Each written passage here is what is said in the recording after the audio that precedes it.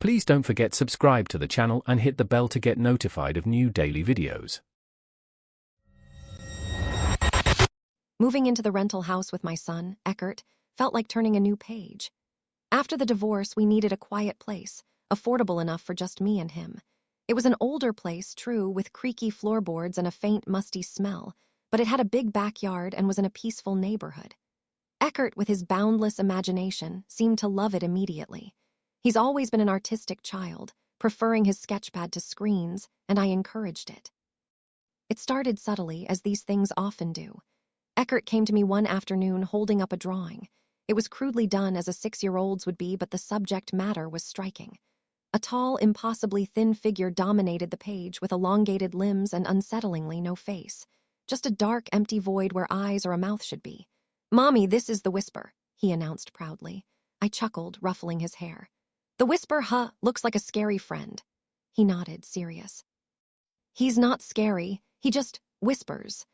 I put it up on the fridge, dismissing it as a product of his vivid mind, perhaps a forgotten cartoon character or a dream. But the whisper didn't go away. More drawings appeared, the figure always present, always looming in the background. Sometimes it was standing by Eckert's bed as he slept, sometimes watching him play in the garden.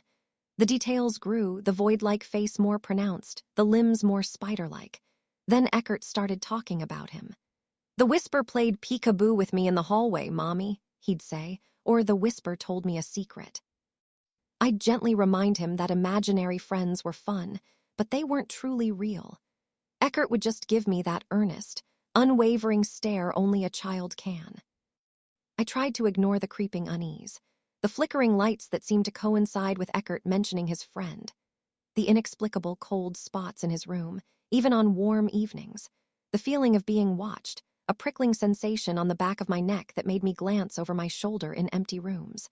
I chalked it up to stress, the drafty old house, maybe even my own imagination running wild after long days at work. Single motherhood isn't exactly a recipe for a calm mind. One evening, I walked past Eckert's open bedroom door and heard him giggling. He was sitting on the floor, facing an empty corner, seemingly deep in conversation.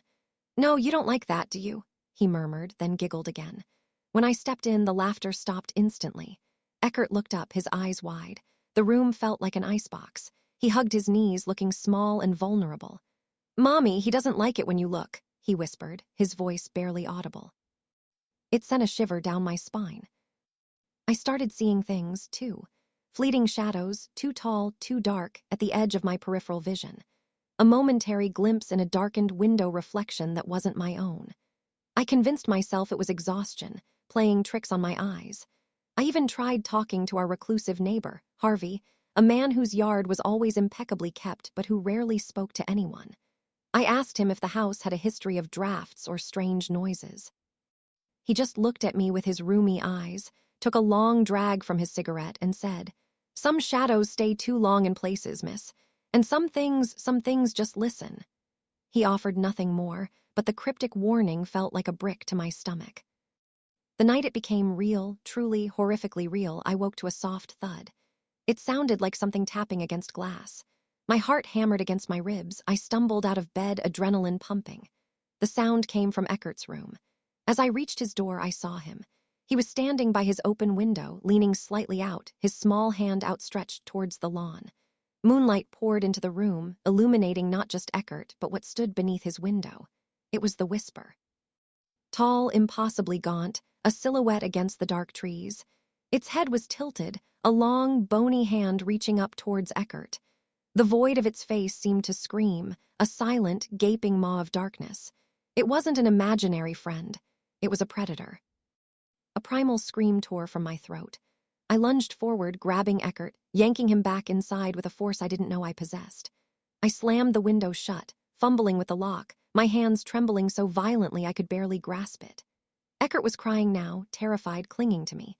I pressed my back against the locked window, holding him tight, tears streaming down my face. I could still see it, the tall, dark shape, standing motionless outside, its head still tilted towards us, waiting. We were out of that house within the hour. I threw clothes and essentials into bags, Eckert still sobbing, clinging to me. I didn't care about the lease, the deposit, anything. We just drove. We drove until the sun came up, until the rental house was hundreds of miles behind us. I thought we were safe. I wanted to believe it so badly. But as I glanced in the rearview mirror, checking on Eckert asleep in the backseat, I saw it. Standing under a distant street lamp, just a dark, impossibly tall figure. And it was waving. A single, long, finger-like appendage waving. Not at the house we'd left, but at our car. I don't know what the whisper is. I don't know if it's attached to Eckert or if it saw me that night and now it's attached to me. All I know is it's still out there, and it's still watching. If you enjoyed this video, please hit the thumbs up button to like it. And please do subscribe to support the channel.